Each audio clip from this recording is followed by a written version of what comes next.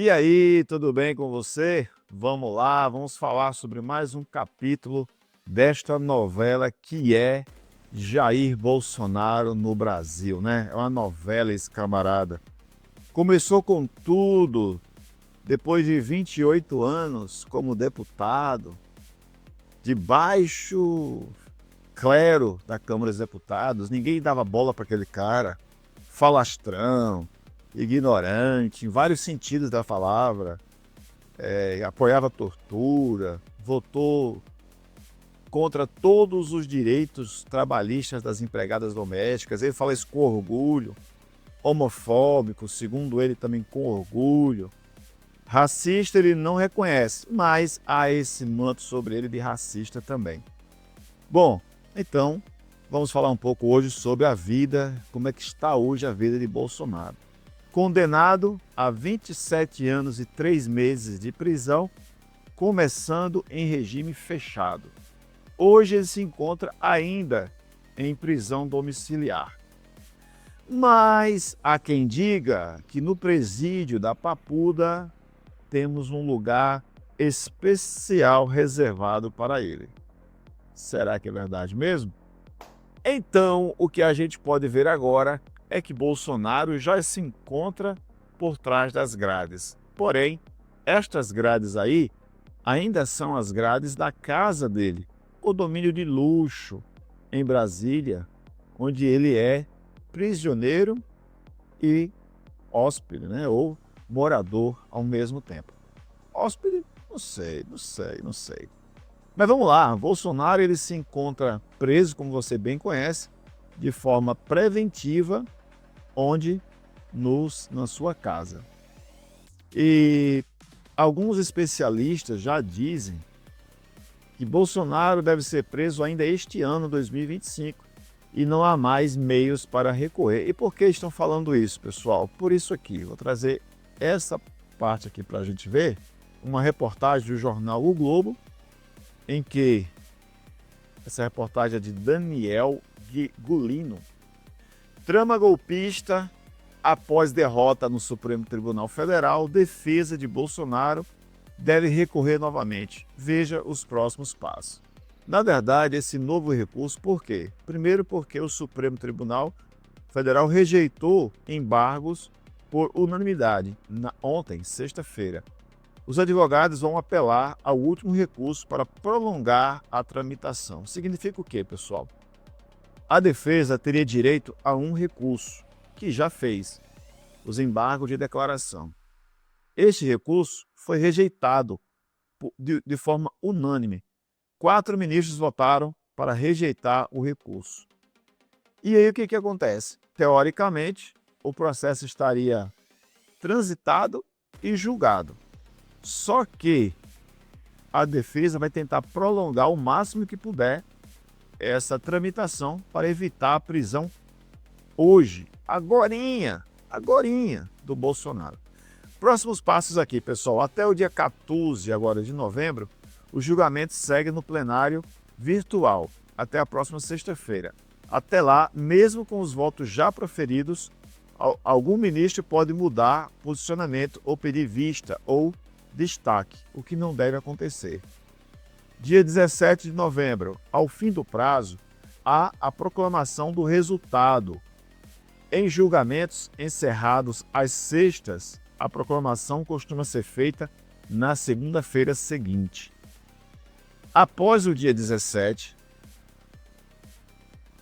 depois de ser publicado o acórdão que oficializa o resultado, como a análise foi virtual, essa publicação é rápida e pode ocorrer em poucos dias. A partir daí, começa o prazo para novos recursos. Os advogados podem optar por mais embargos de declaração, embargos dos embargos em 5 dias ou infligentes. Essa questão de embargos infligentes, nós já ouvimos, você já deve ter ouvido falar, e há um consenso que se a defesa entrar com embargos infligentes, será negado de forma sumária. Porque para ter esse direito a esses embargos infligentes, a defesa teria por obrigação ter voto de pelo menos 2 ministros durante a condenação. Isso não ocorreu. A votação terminou 4-1 e não 3-2, como seria necessário para entrar com esses embargos infligentes. Os tipos de recursos, né? Embargos de declaração servem para esclarecer dúvidas, contradições ou omissões durante a sentença. O advogado vai dizer, olha, eu não entendi bem essa sentença aqui, isso aqui, essa outra parte das provas não ficou muito clara, e por aí vai. Não existe limite definido para os embargos de declaração, mas o Código do Processo Civil estabelece que não se serão admitidos novos recursos quando os 2 anteriores tiverem sido considerados meramente protelatórios, ou seja, para protelar o início do cumprimento da pena. Os embargos infligentes, aqui do lado, os embargos infligentes, eles servem para questionar julgamentos não unânimes.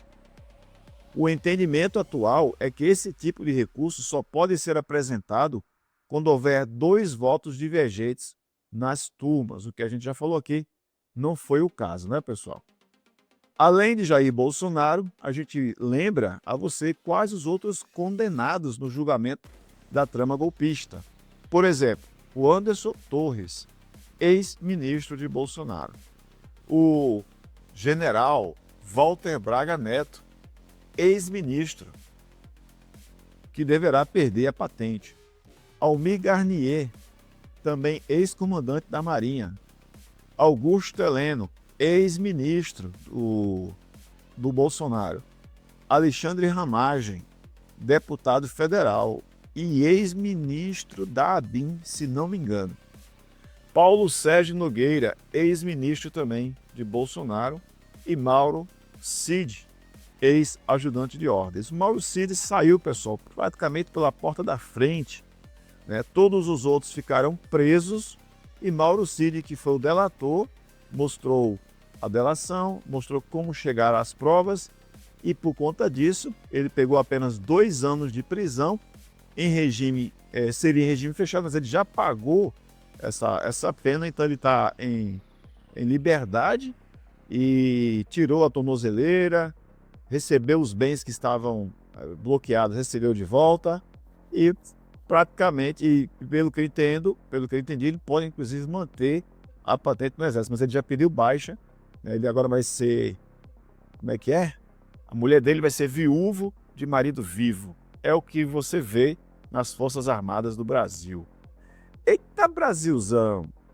E os próximos passos aqui, os aliados de Bolsonaro, contudo, avaliam que o próximo passo da defesa do ex-presidente será apresentar outro tipo de recurso, o chamado embargo infringente, cujo objetivo será rediscutir parte do mérito da decisão do STF. Então a gente já viu que esse recurso aqui não será aceito e muito menos, não será, vamos dizer assim, votado a favor e muito menos aceito, na verdade. O ministro Luiz Fux não participa porque ele pediu para mudar de turma, ele não faz mais parte da primeira turma, ele passou para a segunda turma. Talvez lá ele se sinta um pouco mais entre amigos, né, ou entre adoradores do bolsonarismo. Deixa eu ver se tem mais algo aqui. Não, para finalizarmos, hoje o ex-presidente já está em prisão domiciliar, mas a medida está relacionada a outro caso, a investigação sobre a ação de seu filho, Eduardo Bolsonaro, para coagir a justiça brasileira a partir da articulação de sanções editadas pelo governo de Donald Trump. Pois é, pessoal. Então, a gente já acredita que foi o suficiente a gente discutir um pouco esse momento do Bolsonaro. E fica a pergunta aqui, eu acho que antes de passarmos para finalizarmos o vídeo de hoje, é só uma reflexão aqui. Eu tenho encontrado alguns adoradores do Bolsonaro e a impressão que eu tenho é que eles de fato não têm articulação cognitiva para algumas coisas. Por exemplo, quando se refere ao Lula, eles falam que o Lula foi condenado pela justiça e que deveria estar cumprindo pena. Mas quando se trata do Bolsonaro, eles falam que Bolsonaro está sendo perseguido politicamente. Mesmo Bolsonaro admitindo claramente que, de fato, tentou dar o golpe, mas que desistiu quando percebeu que não teria apoio das Forças Armadas. Então, é falta de honestidade? Será que realmente os bolsonaristas não entendem que você tentar um golpe é crime no Brasil?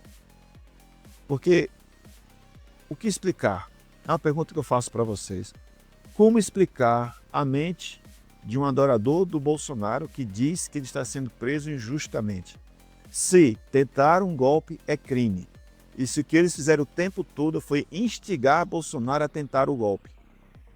Bolsonaro criou um monstro e esse monstro se voltou contra o próprio Bolsonaro. Ele era para ele estar hoje sendo candidato a presidente, mas graças ao Papai do Céu ele não é candidato, na minha opinião. Mas era para ele ser hoje candidato, acirrada a corrida com o Lula, como foi em 2022, e em liberdade.